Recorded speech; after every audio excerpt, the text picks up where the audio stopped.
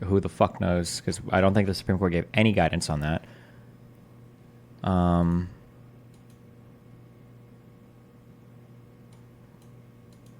No, that's probably going to be the big one. It's going to be what counts as an official act.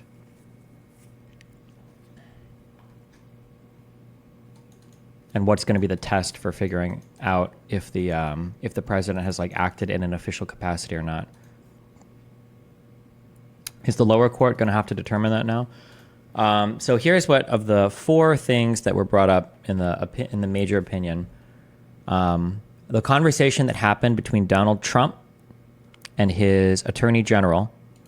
Well, maybe I'll finish reading this first, because we only got 2,000 people in here. I'll go over it. This is the last year of a lame duck president, and if Ted Cruz or Donald Trump get to be president, they've all asked us not to confirm or take up a selection by President Obama. So if a vacancy occurs in their last year of their first term, guess what? You will use their words against them. I want you to use my words against me. If there's a Republican president in 2016 and a vacancy occurs in the last year of the first term, you can say, Lindsey Graham said, let's let the next president, whoever it might be, make that nomination, and you could use my words against me, and you'd be absolutely right. We're setting a precedent here today, Republicans are, that in the last year, at least of a lame duck 8-year term, I would say it's going to be a 4-year term, that you're not going to fill a vacancy of the Supreme Court based on what we're doing here today. So unbelievable. That's going to be the new rule. When y'all change the rules about appellate judges and district court judges to get your way, I thought it was a really abuse of power. And what you have done here is you've made the caucuses, the Republican and Democratic caucuses, are now not going to have to reach across the aisle when it comes to appellate judges and district court judges to get input from us, or we get input from you. So what does that mean? That we're going to pick the most hard-ass people we can find and dare somebody in the conference to vote against that person. You're going to have the most liberal members of your caucus pushing you to pick the most liberal judges, because you don't need to have to reach across the aisle to get any of our input. And we'll do the same. So over time, the judiciary is going to be more ideologically driven, because the process in the Senate now does not require you to get outside your own party. So I'll be fighting talk radio when somebody on my side puts up a nut job, and they will. And I'll fight if I think they're truly a nut job. That's going to happen on your side too. Bezda. Has Lindsey Graham ever been married? I don't know, but I think he can get married now, right? Didn't the Supreme Court say that was okay? Lindsey Graham, 4 years later. Any reasonable person could impose in terms of qualifications.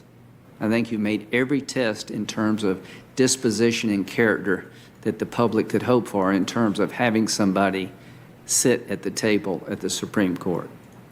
You will be confirmed, God willing. You will have my full support.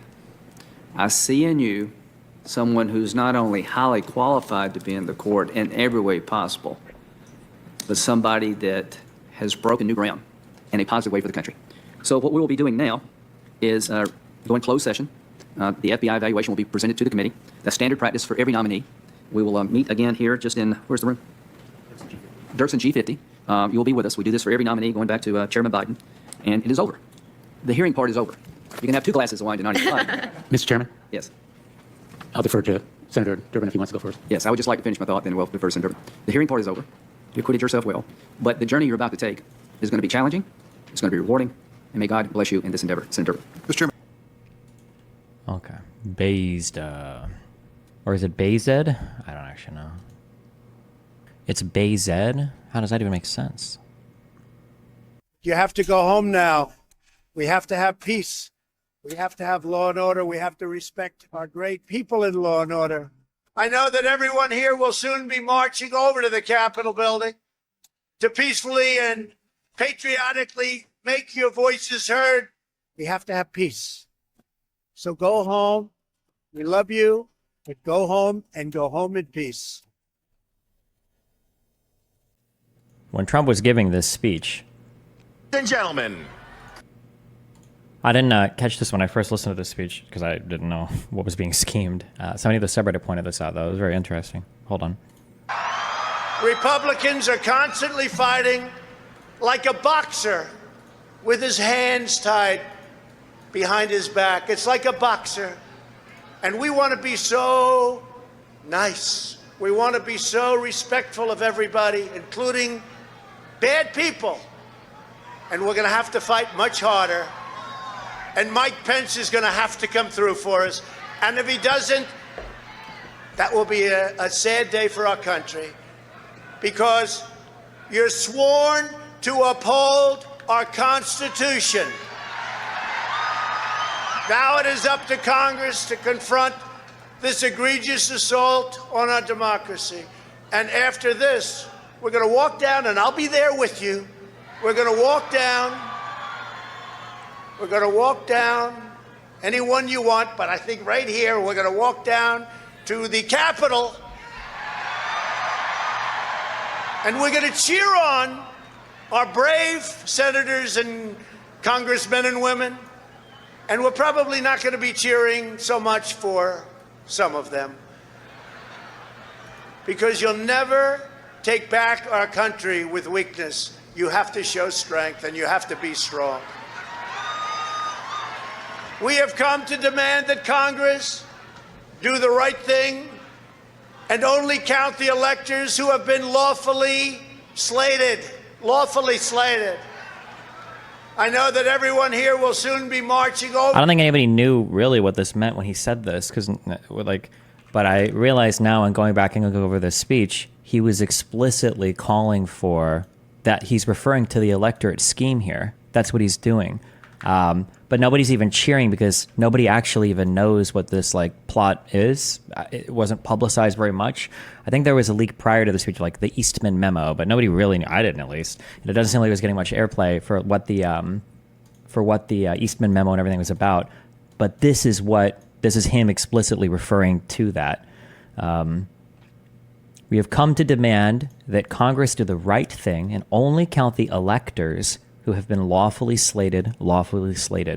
And the idea was that Mike Pence was going to have to come through for us, meaning that Mike Pence was going to have to be the guy to toss the actual electorate slates and just count the ones that that Trump had the 7 different groups of people perjure themselves and say that they were the real electorate slates. Yeah, I didn't realize before that. So I didn't remember, but this is explicitly calling that out. That's hilarious and kind of sad, but.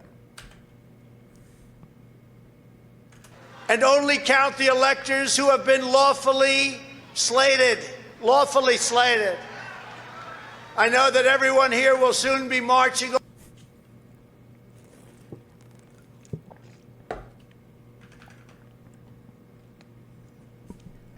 How would Pence change anything if he is lawfully bound to acknowledge the approved electors?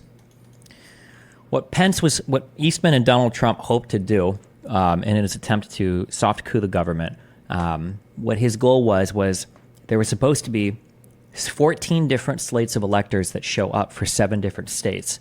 And Pence was supposed to feign ignorance and go, well, I don't know which ones are the real ones. There's supposed to be a small debate in the Senate over what the real ones are. And then Pence, I think after an hour, it's written in the Electoral Bullshit Act or whatever, has the ability to call time and say, sorry, guys, we don't know who the real electorates are, right? Well, Pence could have just said, actually, I trust these. He could have just not opened the other ones and said, fuck it. But if you wanted to take it a step further, you go, oh, well, we don't know who it is. So we're going to throw it back to the delegation in the House of Representatives. And the House delegation is going to get to vote on who the president gets to be. Now, because the House delegation is split up just by states and not just by representatives, the Republicans have a majority technically in the House, even though the Democrats have more seated members. So the Republicans can declare Trump the president from the House because more individual states are represented in a House delegation when it comes to voting for president. So they could have basically made Donald Trump the president in the House after that. But when he wanted Pence to come through, these were the 2 ways that Eastman was theorizing the election could theoretically be stolen. Theoretically, yeah.